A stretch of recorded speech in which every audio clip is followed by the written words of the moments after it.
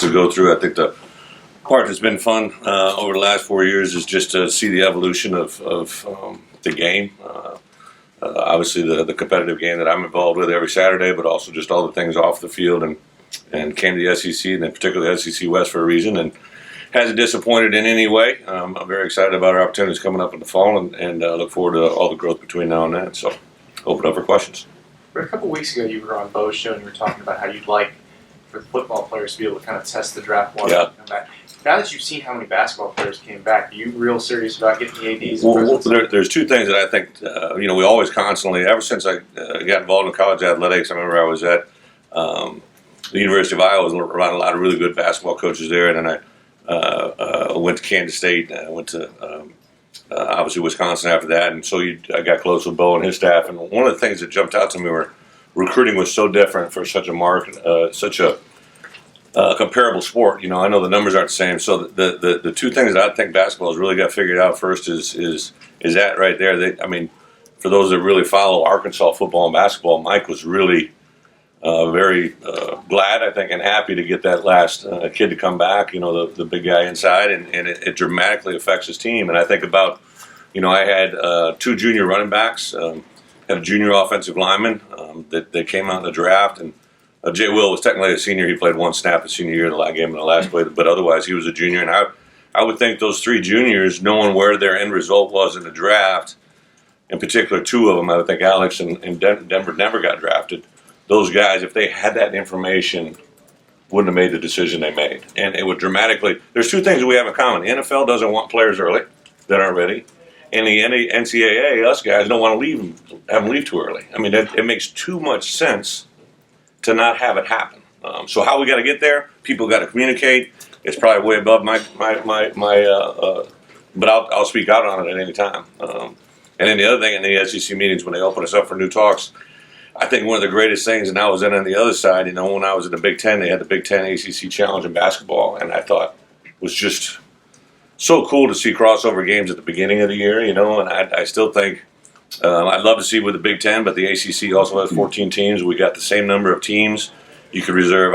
I've gone as far as you looked at a 4-year window and you reserve the second and third weeks, and you play 1 through 14. Let the commissioners come together and decide who's playing them, or an outside source, and just have the Big Ten and the SEC go together on 2 different weekends. 17, 3 or 4 games on the second weekend, and whatever's left on the second weekend would be an awesome thing for everybody involved. But do you think the calendar for football makes it harder to do compared to basketball? I don't, because I understand they got whatever it is, 26, 28 games, but we're all fighting to get those. We're going to play TCU this year. We got them back to back, and then we have back to back against Michigan. And I know those were hard to get in place, but if you knew those type of quality games were going to be out there, you could kind of schedule those other games really pretty easily, in my opinion. And then also because there'd be so many dollars involved, I would think. ESPN, SEC Network, Big Ten Network would probably work with people pretty well on scheduling those other games into spots that could work. I meant for the football players to return after the draft. Does that make it harder?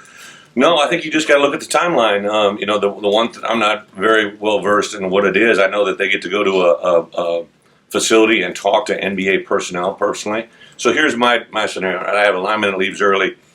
Midway through the year, I was contacted by an outside source that said, hey, your kid is a junior that is rated as the number 1 inside lineman in the draft. And I'm like, what? And so I look it up. Sure enough, it's correct. So I called the person personally that had this ranking.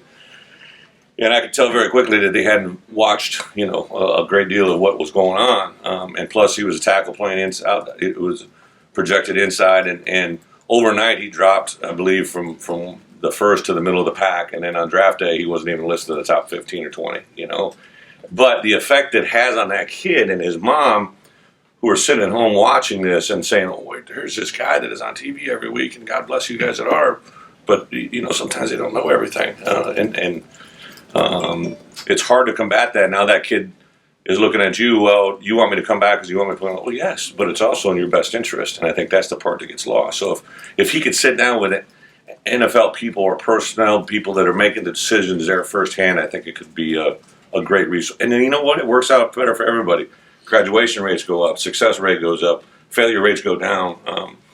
kids are in school longer. Kids are in preparation to be in the NFL and play longer. It's just. I think we have 30 guys. Was that right? 30 guys that didn't get drafted. Several in this league, and I've reached out to quite a few of them. I talked to Gus. You guys want a storyline? It's the first thing Gus and I have agreed upon since I've been here. I said that same thing to him. He didn't laugh. But do you get what other reaction do you get from coaches when you? 100%. I mean, I think once they sit down and listen to what we're saying, it just makes too much sense. You know, that's the thing in my business, and I'm sure it's true in all businesses. Things that make too much sense and just have to be discussed and worked through can help everybody's business go skyrocket high. And I just look at this year. Now I've had several. You know, J.J. Watt came out as a junior. Well, guess what? That was the right decision. You know.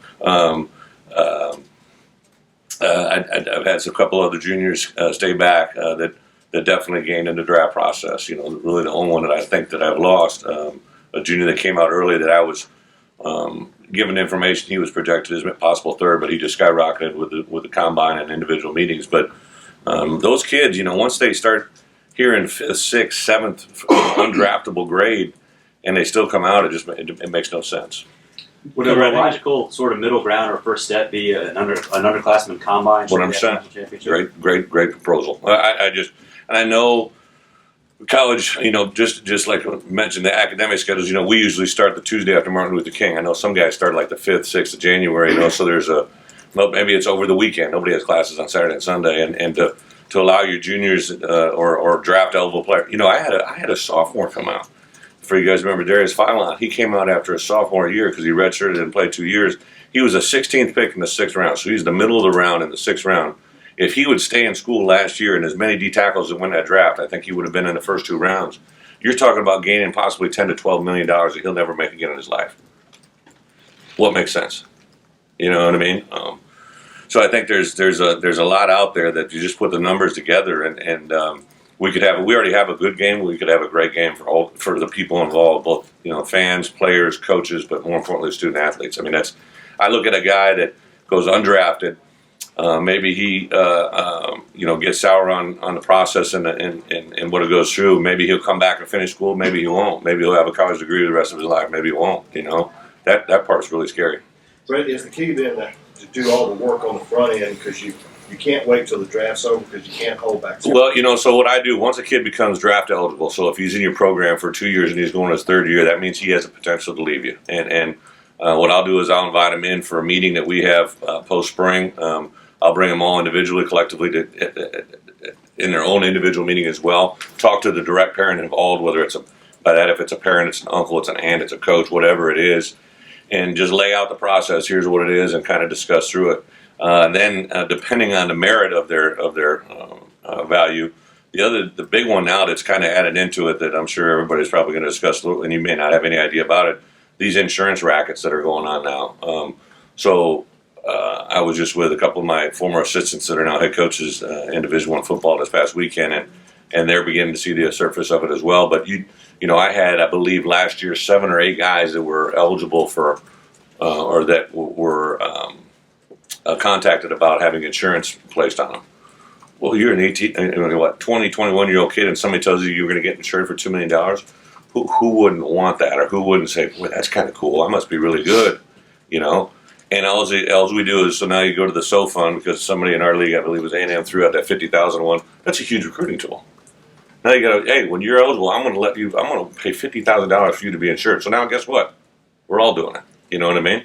And it's eating up some money that the insurance company are people getting rich. The players feel great about themselves, but the reality of it, they don't pay very much. You know, Jonathan Williams, we took a lot on him, and Jay Will, what from a guy who became injured, I believe would have been a 2nd round pick at a minimum. To being a guy that got taken that late 4th, 5th round, he didn't collect one dime, and he was insured for not only loss of value, but he was also insured for permanent damage. You know, that didn't help him at all. Right. You took over a program after an interim coach had been there in a weird firing situation. What's the hardest part when you get there? Is it getting recruiting started again, or is it dealing with the players that are already on the roster? If you guys look. When I took over Wisconsin, I was in that program for 2 years prior as a defensive coordinator. So for 2 years, I sat in that meeting and I listened to Coach Alvarez talk about the glitches that existed not only in the football department, but maybe in the athletic department, the university overall. Not necessarily the great things, but a lot of times the bad things, the things that were hidden to the media, the things that were undiscovered. We always call them landmines. Coach Fry always used to say you got to go through and plow up snakes, and what they're all talking about is it doesn't matter how you're saying it is trying to uncover the things that can cause you problems without them causing you problems. And I would say the reason that I was a success at Wisconsin my first year to go 12-1 and then to go on the run we did and win 3 Big Ten championships was because I was so aware of things for 2 years before they became reality. I remember being in my second year, after a 3-9 season, and then finally going in a situation where we beat LSU Ole Miss at the end of the year there and winning the bowl game, where I was still discovering things. And I didn't discover issues with the bowl game until I got to the bowl game. You know what I mean? So I think so many times coaches have failure before their time because they didn't have enough time to discover the things that were going to destroy them. Now, a lot of times they're self-inflicted, and I can't say anything about that. But I would say the number one challenge that you have as a new coach coming in is uncovering the issues that can bring you down before you know it. How long did that process take? Still going on. Okay. Yeah, I mean, it really does. But I would say the meat and potatoes for 2 years because you live through the reality of it, simple thing like dealing with media, who really is going to take what you say for real, or who's going to turn it to the way they want, or boosters, faculty, GPA. A lot of times I think culture is different. So my culture that we aspired to be was totally different than one was there. As far as academic entrance, academic results. One of the great things that we just had is every semester since I've been there, we've had a higher GPA. I'm as close to a 3.0 I've ever been in my coaching career. I never attained it personally, so it's a great challenge. Next question. But over the last 3 years, we've had 100 players, academic all SEC that leads the SEC in that time frame. Some of our direct competitors don't have barely half of that. And that's a culture that I want because smart players off the field are smart players on the field. And I know we haven't beat them in certain regards, but that's a culture change that takes a little bit of time because it's hard to change those numbers. Brett, the serious misconduct policy for last year is going to be examined and talk about expansion. I know you spoke at the AFCA convention, I believe, a year or so ago and talked about guns in particular and your issue with that. What do you think should be expanded with that policy potentially this year? And do you think it should encompass coaches as well who may have been culpable in covering up such acts? It's a very layered question. The one thing that I love about the commission and everything that he's done is he's pretty stand up about that type of situation and whatever policy they come up with. I actually had a situation pop up this year where I was actually asking about a guy that was transferred from a Big Ten school that had an issue, but it really hadn't come full circle. And it didn't involve violence; it involved consensual situation, and it was one of those difficult ones, and I understand why. And once I was told no, I just dropped it.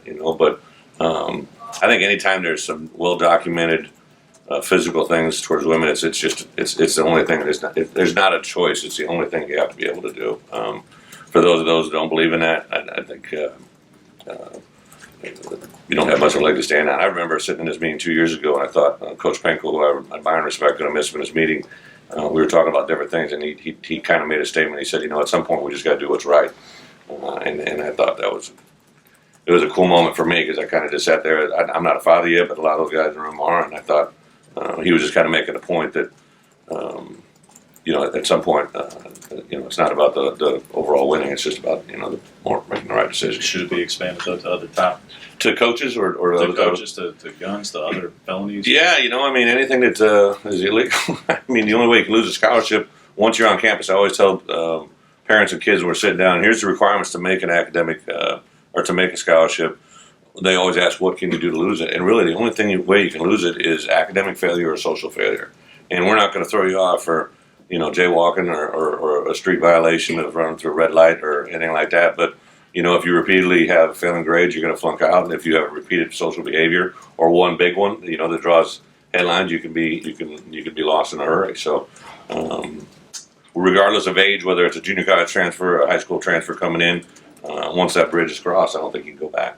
Brett, along those same lines, should at some point it start to look at high school recruits as well? That you can't recruit? Yeah, that's what I mean by kind of ages. But things are going to happen after signing day, and I know where you guys are swimming. But again, that decision is probably a lot bigger than me.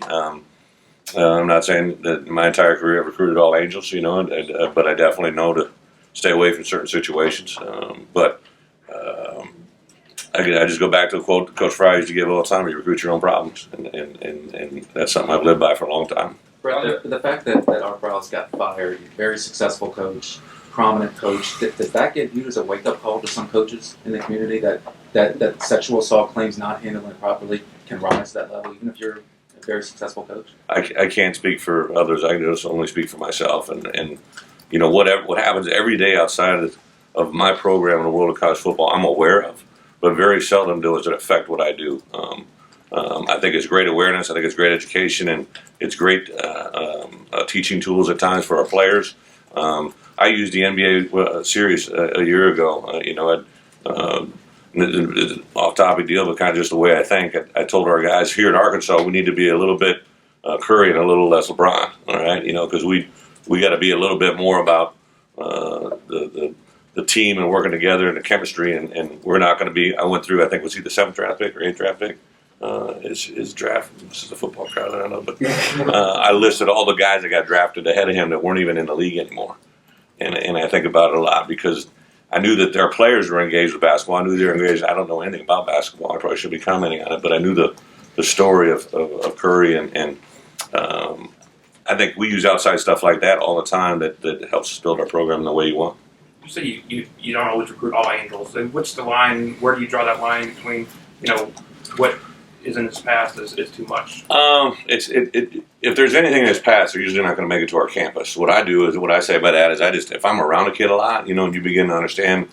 So in my coaching tenure, I've been a head coach now going on my 11th year. I've sent 3 kids home early on visits after a day if I didn't like their behavior. I remember my very first year, we recruited a pair of teammates that came in together. One was very highly recruited, one that wasn't. The one that was highly recruited, I sent him home after the first day, and I kept the other one, and he ended up being a team captain as a high school coach of a program now that is very successful. And the kid that we sent home went to a school, and within 2 years had a very, very bad departure because of behavior. And it's just situations where you're like, you know what, I think I did the right thing. Brett, satellite camps are now the law of the land. Yeah. It's a crazy process, but just from talking to coaches around, it sounds like this conversation is not over. It sounds like it's going to continue. I think everybody thought it was going to be, and I knew this as soon as it happened. All right, so in that room today, we're going to go in there. There's 14 coaches. We're very competitive, and everybody thought it was going to be, the SEC. Now it turns into SEC versus. We're all carnivores. We all look to attack and hunt and do everything. So. So you got coaches that are going to go into other SEC coaches' territories, and that went over like a load of coal. I was set to go into Louisiana and Texas, and she's got pulled out from under me pretty quick. Apparently, Arkansas is not a great place to visit with nobody coming in, which is fine by me. But we just have low numbers. It's the areas that have. We got a great one going on in Florida. That's going to be a huge success. We've joined company with a couple programs in different ways that. We are going to go into Houston and Atlanta and Tampa and Detroit. So we were partnering with some people in that regards. But I think what came out of it is everybody thought it was going to be this whole conference versus conferences. And there's a lot of interconference struggles, to say the least. A couple more questions. What if you could change this one recruiting rule? You could just university. One recruiting rule, to be quite honest, would be an early signing period. I really think that I've always been at a school that we don't have free flow of cash. It's we got to account for every penny that we do and what we're doing, and I love it that way. Both when I was at Kansas State, when I was at Iowa, when I was at Wisconsin. So I think the early signing period would cut down on a lot of costs. Because here's what happens, right? Say I sign Pat, right? Pat lives we'll throw him in Florida, all right? And he commits to us, and maybe the spring of his junior year or senior year, if he could sign somewhere like maybe September 1st, or if we want to jump into June or July, he signed a paper that commits him to us, then we know he can't go anywhere else. So we don't have to send a coach every week 6 times to babysit him, because a lot of times there's 7 other vultures out there ready to go into school if you're not there, and it would eliminate the kids waffling. It would also do this. The schools that kind of have the high power, so there's maybe a dozen schools in the country or half a dozen, however you want to say it, that can kind of go get whoever they want. I realize that they'll get beat at times, but a lot of times those schools may offer kids and then have the no consequences of maybe a week out from or a month out from sign date, or sometimes now you're reading about a week out. Some of these guys start pulling scholarship offers. These kids have been committed to them for 6 months, 8 months. They bought T-shirts for their family at Christmas. Everything's all go home, and all of a sudden, whoop, you don't have a scholarship? That ain't right, man. I mean, that's an ugly part of our game that changes people's lives. And if you had that early signing period where they had an offer and they committed, and wait a minute, you don't want me to sign? Well, don't you want me to sign? Well, that means you're not committed to me. Open it back up. You know what I mean? So I think it'd be an easy move that would, satisfy a lot of issues in an easy way. It doesn't the carnivores thing. What's the dynamic in that room like? I mean, you're going to go. It's awesome. You and Jim McElwain had a little back and forth. Actually, we did. You're going to have Will Muschamp sitting next to McElwain. I mean, there's kind of are there odd dynamics in that room? I spoke to Mac afterwards. If you really look at what I said, it wasn't a haymaker of any way. I was very complimentary in the fact of what I said, but I think it's remarkably candid, fun. I'm not saying there's going to be a time where someone's going to disagree and say some things, but I also think, not only what Greg's done, but even Mike Sly was very, very forceful on the fact the SEC label. The only time I ever got crossways with Commissioner Sly was at one point I said something publicly that kind of said something about another university in a way that he warned me, and he fined about $20,000, which I was very appreciative of that I didn't. But it definitely told me the tone, the walk, and I think we come out of that room. It's the SEC, that little chain, SEC. I don't see anybody else doing that. I'm very proud to be in this league. I had 4 years of being here. I couldn't be happier with the decision I made to come here, and I wish I had a few more wins and I won an SEC title, but this league's everything you want it to be because of the people in that room, I think. It doesn't start until 2017, but the film that you get to review at halftime. It's a great question. All right. According to the video coordinators, they thought that it was going to be coach's film, but it's apparently going to be broadcast. Is there any value whatsoever to a coaching staff, either in the box or at halftime, for wide receivers coaches, DBs coaches, to be looking at broadcast footage where their players are not even in frame? Yeah, I think it is going to be what everybody thinks might have been a subtle thing, one of the greatest game changers in college football history. So right now we don't use any electronic devices. Now the crazy part of this is, all right, I sat on the rules committee 5 years ago and I listened to the national high school director talk about their use of computers in high school games. And we're still using Etch-a-Sketch, and I'm like going, well, this doesn't make a lot of sense. So it began to get brought up, and then a couple of years, and then this year I couldn't make the meetings, and it got passed overnight. And you talk about a group of coaches that went into a panic because now all of a sudden you're going to be able to use them in the booth and at halftime, but also they didn't really kind of regulate because you have someone in the locker room the full time that's gathering information, watching replays coming back out. What's going to be the parameters of it? So I'm kind of an unusual coach. My video coordinator, Matt Engelbert, and I have been best friends since college. I hired him to come with me to Arkansas, and he's kind of a video guru. He's been a national video director a couple times, and so I'm probably more engaged than most people could even imagine. And we've come up with a proposal from Exos, which all 14 schools use, that they would kind of make it a consistent thing across the board. Because what could happen is you could be at a school and they buy this package D deal. Maybe they're budget driven or just resource driven, and then you get another school that buys package A and they want to come in and plug it into package D, and you're on the road and it don't work. Now you're what, out of luck, and there's a lot of things that have to be conformed. The reason the NFL can do it is the NFL's got a lot of money and they only got 32 teams to worry about, and they hire an outside source to make them all equal. That's not happening here with 125 schools. Plus, if you go into an FCS school, plus if you go to a non-NCAA site, there's a lot of moving parts. But here for us in our end zone, if you guys been to our place, that far end zone, the south end zone, right? We go in there at halftime. If we scored a touchdown, our offensive unit could kind of just run into the locker room and grab a drink of water, and maybe stay in there and watch about half a dozen plays, come back out on the field before they'd be missed, which would be a huge, huge advantage. And it's locker room. They just went in to use the facilities. That's the part of the SEC that I've begun to know. You're going to take everything that you've given and kind of expand it a little bit. But is there any use to the broadcast as opposed to coach's film for that tool? I know that they talked to broadcast, but I think the intent is it would be coach's film only. that we're shooting live from the XOs. There'd be a huge discrepancy there in the availability of film based on if the game's being covered by what kind of show, you know what I mean? So I haven't heard that dynamic. Okay, thanks everybody.